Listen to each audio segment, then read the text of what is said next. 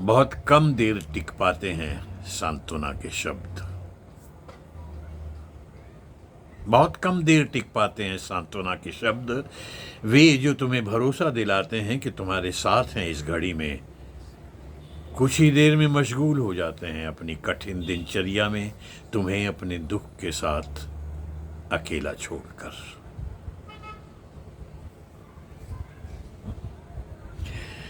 दुख को मापने की कोई इकाई नहीं बनी है आज तक।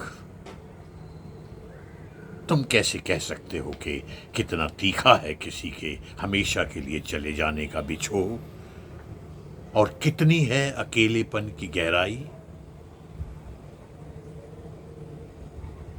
और यह भी संभव नहीं है कि कोई किसी के कुर्ते की तरह पहन ले या ओढ़ ले उसकी चादर की तरह उसका मौन विलाप। दुख का हर पाठ अधूरा है। वो महाकवि भी नहीं रच सका ठीक ठीक अपना दुख, जिसका दुख ही उसके जीवन की कथा था। कोई तुम्हारा दुख बांट नहीं सकता। एक दिन तुम खुद निकलते हो उसके बियाबान से बाहर। एक दिन अचानक तुम्हें अपने कमरे की चीजें दिखने लगती हैं साफ साफ, जैसे कि बहुत दिनों बाद लौटी हो रोशनी। और तुम्हारा ध्यान उस किताब पर जाता है जिसे लाए थे तुम पिछले दिनों। चादर पर पड़ी हुई धूल तुम्हें खटकती है और तुम उसे झाड़ना शुरू कर देते हो।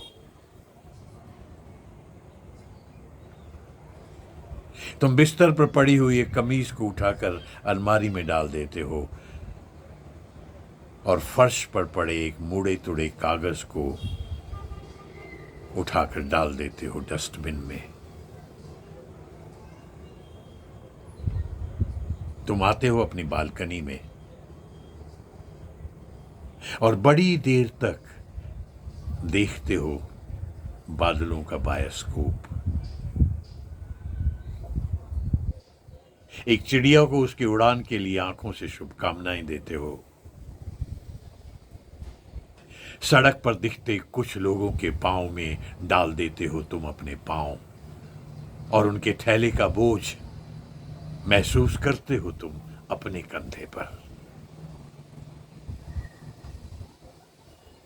और तभी तुम्हें अपने कई स्थगित काम याद आ जाते हैं, कई स्थगित यात्राएं भी।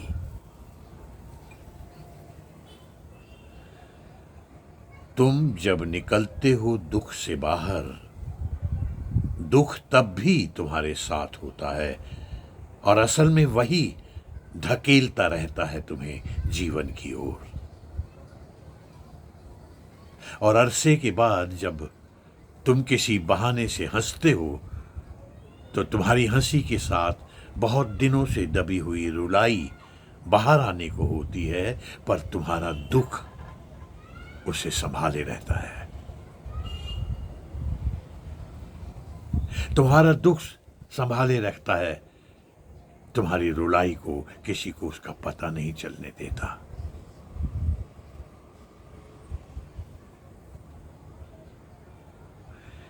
धन्यवाद दोस्तों। ये कविता तुम्हारा दुख कोई नहीं बांट सकता, ये श्री संजय कुंदन की लिखी हुई है। उम्मीद है आपको पसंद आई होगी। धन्यवाद।